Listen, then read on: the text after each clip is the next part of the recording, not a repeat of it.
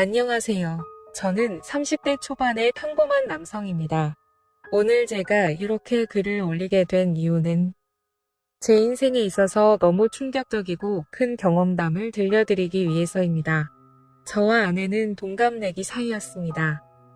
대학교를 같이 다니면서 아내를 만나게 되었고, 저희는 캠퍼스 커플을 하면서 아주 오랜 연애 끝에 결혼을 했습니다. 연애 시절 저희는 밤낮으로 사랑을 속삭이며 누구보다 뜨겁게 예쁜 사랑을 나누었고, 결혼 이후 아내와 사랑하는 방식은 많이 달라졌겠지만 세상 그 누구보다 제게 아내는 소중한 존재였습니다. 나름대로 저도 아내도 능력은 부족하지 않았기에 양가 어른분들의 큰 도움 없이 결혼 생활을 시작했고, 저는 아내를 위해 그리고 앞으로의 행복한 미래를 꿈꾸면서 가족을 위해 헌신을 다하며 살았습니다. 그 덕분에 저희는 작게 시작한 신혼집에서 2년 만에 벗어났고, 대출을 끼고 사긴 했지만 자가로 50평대 아파트를 구했고 이사를 오게 되었습니다. 부부가 맞벌이를 하다 보니 평일에는 이사를 오기가 엄두가 나지 않았고, 주말을 이용해서 저희는 이사를 오게 되었습니다. 짐 정리를 하다 보니 양이 생각보다 엄청나게 많았고 이삿짐 정리를 안 쓴 걸 많이 후회했었습니다. 저희는 미처 다 정리하지 못한 짐들은 천천히 정리하기로 하였고, 새로운 집을 구경하면서 앞으로의 행복한 미래를 꿈꾸면서 즐거운 시간을 보냈습니다. 열심히 일해서 새롭게 집을 얻고 저희는 너무나도 행복했습니다. 옆에 짐이 굴러다녀도 그런 건 전혀 문제가 되지 않았죠. 그렇게 새로 이사온 집에서 새로운 생활을 꿈꾸며 저희는 주말을 보냈고, 집 정리가 되지 않아서 집이 아직도 난장판인 상황이었습니다. 그렇게 이사한 그 주이 평일이었습니다. 아내는 야근을 해야 할 것 같다며 제게 연락이 오더군요. 정리를 할 게 있어 사무실에서 밤새 일을 할 수도 있다고 말하더라고요. 일을 하는 업종이 일이 많이 몰리는 그런 업종이어서 때때로 밤샘을 하고 오는 적이 몇 번 있었던 터라 이번에도 그냥 많이 바쁜가 보네 라고 생각했었습니다. 그렇게 저는 일찍 들어가봤자 할 짓도 없고 오랜만에 친구들이나 만날까 생각하면서 퇴근길에 아내에게 전화를 했습니다. 오늘 어떻게 밤새 일을 해야 할 것 같냐고 아내에게 물었고, 아내는 아마도 그럴 것 같다면서 늦는다고 대답을 하더군요. 그래서 저는 그러면 나도 혼자 들어가 봐야 적적하니 친구들이랑 술 한잔하고 천천히 들어간다고 말했습니다. 그렇게 저는 아내와 통화를 끊었고 친구들에게 연락을 돌렸습니다. 그런데 그날따라 친구들에게 연락을 해봤지만 다들 하나같이 시간이 맞지가 않더라고요. 그냥 급격히 피곤해지기도 해서 그냥 집에서 간단히 영화나 보면서 맥주나 마셔야겠다 생각하고 집으로 향하였습니다. 집으로 들어와 거실에 앉았고 TV는 켜지는데 셋톱박스가 켜지지가 않더라고요. 아마도 이사를 하던 도중 셋톱박스가 고장이 난 것 같았습니다. 어쩔 수 없이 저는 컴퓨터로 영화를 봐야겠다 생각했고 컴퓨터가 있는 작은 방으로 들어갔습니다. 영화를 볼 준비를 마치고 시간을 보니 저녁 8시가 다 되었더군요.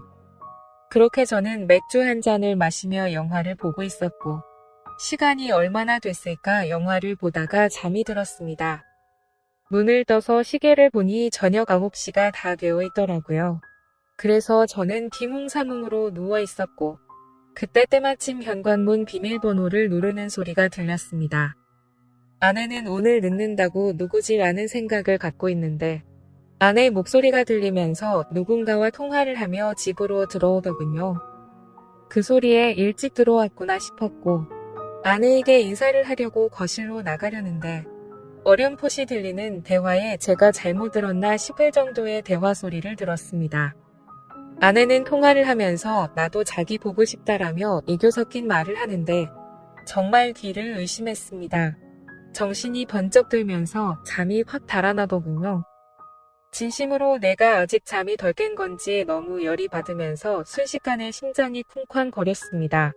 통화 상대를 보고 분명 자기라고 지칭하고 있었고 제 아내는 그렇게 계속 통화를 이어서 하더라고요. 우리 남편 오늘 술 마시고 들어온다고 했으니 자정은 넘어야 들어올 거고, 남편은 내가 오늘 일이 많아서 새벽이나 되어서 들어오는 걸로 알고 있다면서 자기가 우리 집으로 와서 나 좀 데리고 나가도 될 것 같은데라며 저희 집으로 그 남자를 불러들이더군요. 아무 소리도 나지 않는 고요한 상태여서 통화 소리들이 생생하게 들렸습니다. 누가 봐도 제 아내는 바람을 피고 있었고 상간남이 저희 집으로 오기로 한 거라고 생각했습니다. 정말 눈이 돌아버리기 직전이었고 심장은 미친 듯이 두근대는데 그 심정을 말로 표현하면 미치고 환장하겠다라는 표현이 가장 적절할 것 같네요. 제 예상이 맞아 떨어진다면 잠시 후 저는 세상에서 가장 비참한 남자가 되어야 하는 거였습니다. 통화를 마친 아내는 마음이 급해 보이더군요. 평소에는 뭐든지 천천히 하던 사람이 다급히 화장실에 가서 샤워를 하고 속옷을 갈아입는지 신이 나서 콧소리를 쳐내면서 서랍장을 열고 닫고 바쁘게 움직이는 소리가 들렸습니다. 그 짧은 시간 동안 숨 죽이고 들으면서 정말 수만 가지 생각이 들더라고요. 지금 당장 나가서 엎어버려야 할지 아니면 확실하게 물증을 잡아서 족쳐야 될지 고민이 되었습니다. 지금 나가서 따지면 친구랑 장난처럼 통화했다고 둘러대면 할 말도 없을 테고 내심 저는 그 말을 듣고 싶었고 그게 현실이길 간절히 바랬습니다.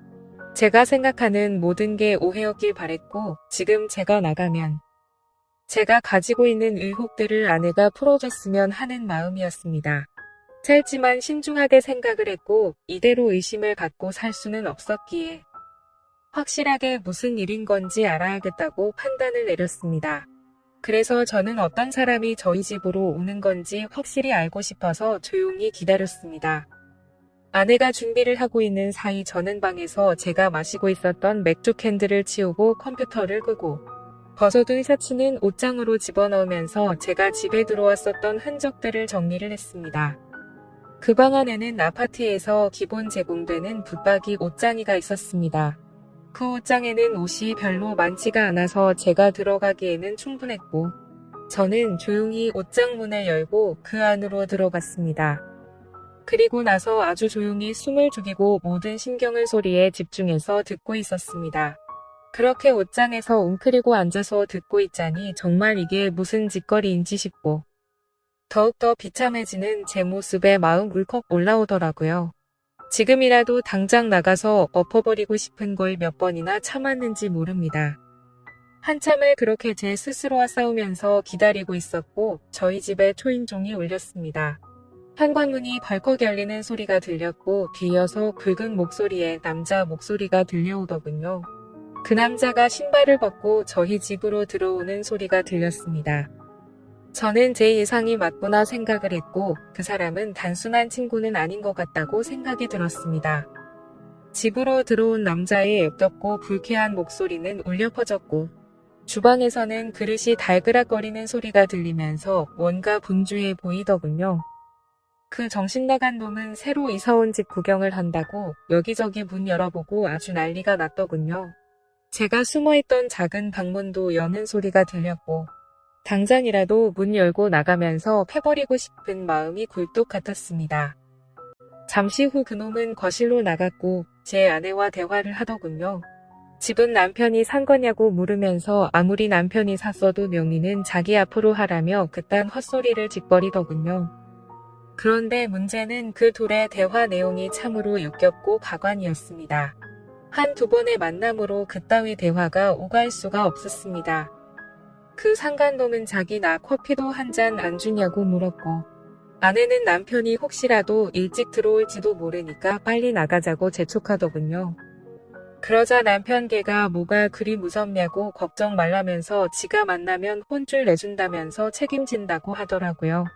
아내는 어떻게 책임질 거냐며 자기 마누라한테도 꼼짝 못하면서라고 하더군요. 네. 이것들은 서로 배우자가 있으면서 불륜짓거리를 하고 있는 거였습니다.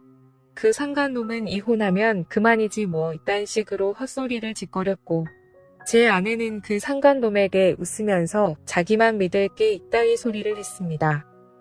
역겹고 더러운 대화는 이어졌고 뒤이어 듣기 힘든 신음소리가 울려 퍼졌습니다.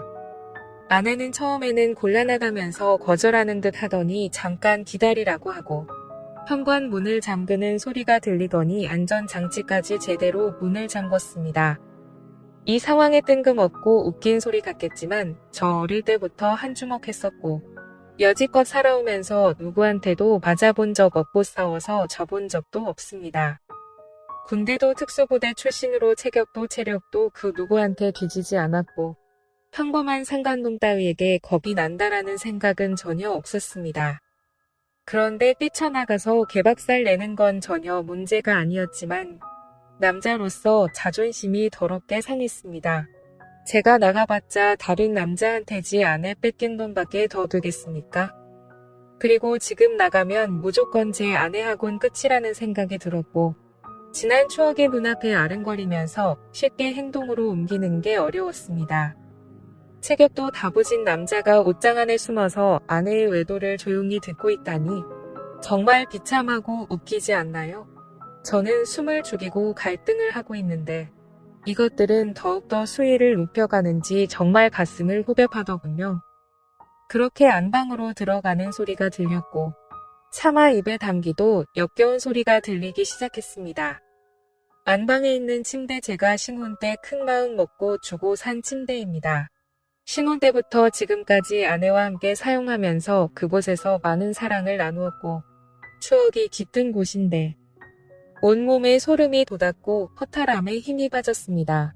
제 아내는 일상에서 그저 평범하고 집안에 성실한 착한 아내 그 자체였습니다. 결혼한 부부간에도 항상 수줍음이 많았고 소극적인 성격에 대학 시절 처음 만났을 때는 플라토닉 사랑을 좋아한다고 했었습니다. 그런데 지금 이곳에 있는 제 아내가 그 오랫동안 만났던 여자가 맞나 싶었고 제가 알던 사람과는 절대 다르다고 생각됐습니다. 아무쪼록 안방에서 그 짓거리를 하는 상상을 하니 도저히 그 이상은 참을 수가 없었고 저는 작은 방에서 나와 천천히 안방으로 향했습니다. 방이 점점 가까워질수록 대화 소리는 더 또렷해졌고 신음소리는 미친 듯이 들리더군요. 그 소리가 적나라하게 들릴수록 제 분노는 극에 달했습니다. 지금 생각해보면 오히려 침착했던 걸지도 모르겠네요.